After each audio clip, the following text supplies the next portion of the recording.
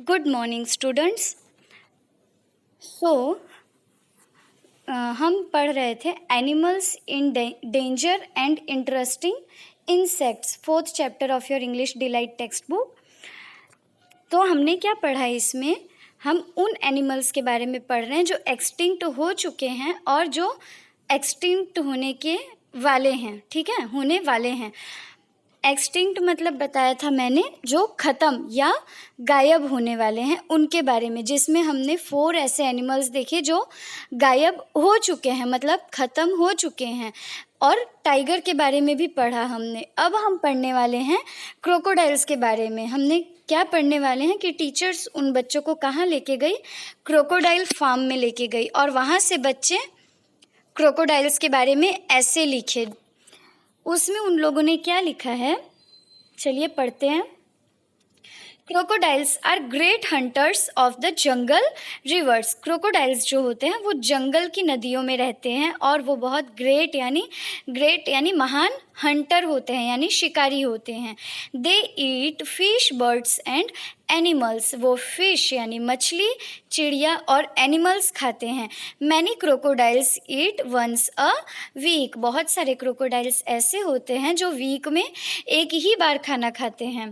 Baby crocodiles hatch from eggs squawking loudly. Baby crocodiles जो होते हैं, जो छोटे क्रोकोडाइल्स होते हैं, वो अंडे से निकलते हैं, उसके बाद वो स्क्वैकिंग यानी शॉर्ट एंड हाई क्राई, मतलब थोड़ा सा रोते हैं बट बहुत ज़ोर से रोते हैं।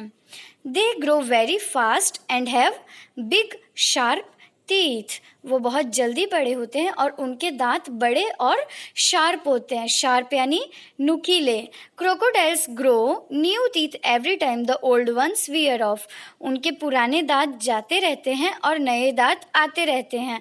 These teeths are bigger than the old ones. और जो उनके नए दांत रहते हैं वो पुराने वाले से बड़े रहते हैं।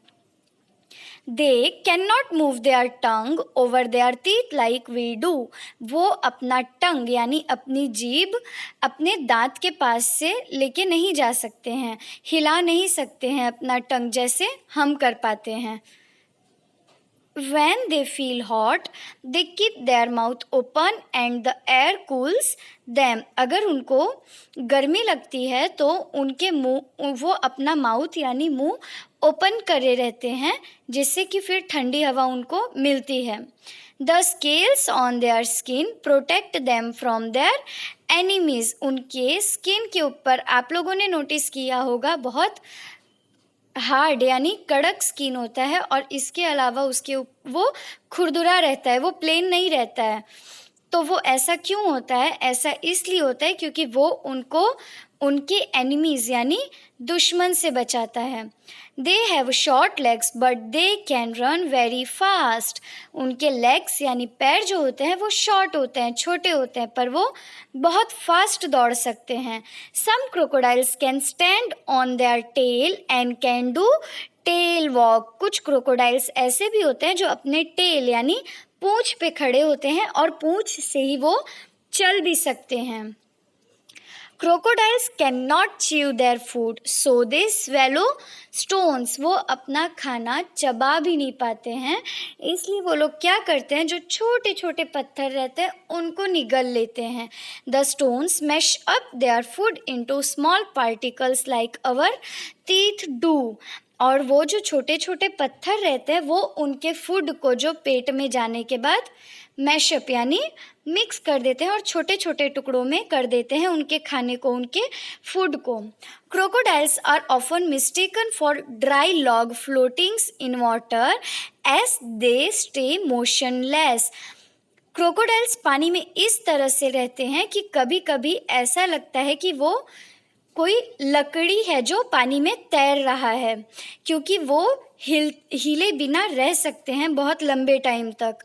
Crocodiles are also hunted for their skins. वो उनके स्किन के लिए उनको मारा जाता है। और उनके स्किन का क्या बनाया जाता है? वॉच स्ट्रैप्स, घड़ी का स्ट्रैप बनाया जाता है, हैंड बैग्स, पर्स बनाया जाता है, और शूज़ भी क्रोकोडाइल के स्किन से बनाया जाता है, जो कि बहुत ही एक्सपेंसिव यानी महंगा मिलता है। Crocodile farms breed crocodiles and then leave them in the jungle river so that crocodiles may not become extinct. मतलब क्रोकोडाइल्स की नस्ल को बढ़ाने के बाद, यानी क्रोकोडाइल फार्म में जब छोटे क्रोकोडाइल्स आते हैं तो उनको जंगल में छोड़ दिया जाता है। ऐसा इसलिए किया जाता है जिससे कि क्रोकोडाइल भी बाकी एनिमल्स की तरह गायब या ख़त्म ना हो जाए। उनको बचा के रखने के लिए उनका फार्म बनाया जाता है। क्रोकोडाइल्स के बारे में भी हमें इंटरेस्टिंग चीज़ें जानने को मिली। The teacher found that children were very eager to know more about animals and insects, so she showed them two pictures. Teacher को पता चला कि जो क्लास के बच्चे हैं उनको एनिमल्स के बारे में जान के बहुत अच्छा लग रहा है और वो और ज़्यादा जानना चाहते हैं, इसलिए टीचर उनको 2 फोटोज़ दिखाते हैं। कौन से 2 फोटोज़ दिखाते हैं? नेक्स्ट पेज में देखो, 2 फोटोज़ हैं, 2 इंसेक्ट के फोटोज़ हैं। अब टीचर फोटो दिखा के उनको पूछी, can you tell me what these pictures are children? क्या तुम लोग मुझे बता सकते हो कि ये फोटो किसका है? नाउ, अब बच्चे लुक्ड एट 2 स्ट्रेंज क्रिएचर्स। अब बच्चे वो 2 क्रिएचर्स को देखने लगे। What is the meaning of creature? Creature मतलब होता है कोई भी लिविंग बीइंग, लेकिन ट्रीज़ या प्लांट्स को छोड़ के। लिविंग बीइंग्स पता है ना? यस। तो क्रिएचर मतलब हिंदी में हम बोलेंगे प्राणी, ठीक है। One look like a lizard with a hand fan on its back. जिसमें से एक जो फोटो है वो कैसा दिख रहा है? लिज़ार्ड जैसा दिख रहा है, छिपकली जैसा दिख रहा है, और ऐसा लग रहा है उसके ऊपर हैंड फैन है, मतलब हाथ वाला पंखा लग दिए हैं। The other look like a spider. और जो दूसरा फोटो है वो कैसा दिख रहा है? वो स्पाइडर जैसा दिख रहा है, जिसके पैर बहुत ही लंबे हैं। The teacher said, this strange creature is Longisquama. This reptile used to live long ago. Teacher उनको फिर वो पहले इंसेक्ट के बारे में बताती हैं, पहले क्रिएचर के बारे में बताती हैं कि ये जो अजीब सा दिख रहा है ये इसका नाम है लॉन्गिस्क्वामा, और ये जो रेप्टाइल है ये बहुत यानी बहुत पहले पाया जाता था। We can not see it anymore. अब हम इसे नहीं देख सकते। It is extinct. अब वो ख़त्म हो चुका है, गायब हो चुका है। It could lower the long stiff scale on its back to make a pair of wings. वो जो उसके ऊपर बना हुआ है उसे स्टिफ स्केल बोलते हैं। उसे वो छोटा भी कर सकता था, गायब भी कर सकता था। जैसे चिड़िया अपना पंख निकाल सकते हैं और छुपा सकते हैं, उस तरह से वो उस विंग को निकाल सकता था और छुपा सकता था। Mister long scales was good at gliding but he couldn't fly like a bird. इस सेंटेंस में क्या पता चल रहा है कि लॉन्गिस्क्वामा को मिस्टर लॉन्ग स्केल्स भी बोला जाता था, क्योंकि उनके स्केल्स लंबे होते थे। स्केल्स यानी ये जो बना हुआ है उनके बैक पे हैंड फैन जैसा, वो ये उड़ तो नहीं सकते थे पर ये फिसलने में बहुत अच्छे थे, माहिर थे। The other creature is called daddy long legs. और जो दूसरा फोटो है दूसरे इंसेक्ट का, उसको क्या बोलते हैं? Daddy long legs. See how long its legs are. देखो उसके पैर कितने बड़े बड़े हैं और वो स्पाइडर जैसा दिख रहे हैं ना, पर वो स्पाइडर नहीं है, ये एक्चुअली एक क्रेन फ्लाई है। It is actually a crane fly. It belongs to the family of spiders. वो स्पाइडर की फैमिली से ही आता है बट वो स्पाइडर नहीं है। इसके 8 लेग्स होते हैं जो बहुत लॉन्ग लेग्स होते हैं, बड़े पैर होते हैं। 2 of its legs are longer than the other 6 legs. और जो उसके 2 पैर होते हैं वो बाकी 6 पैर से ज़्यादा बड़े होते हैं।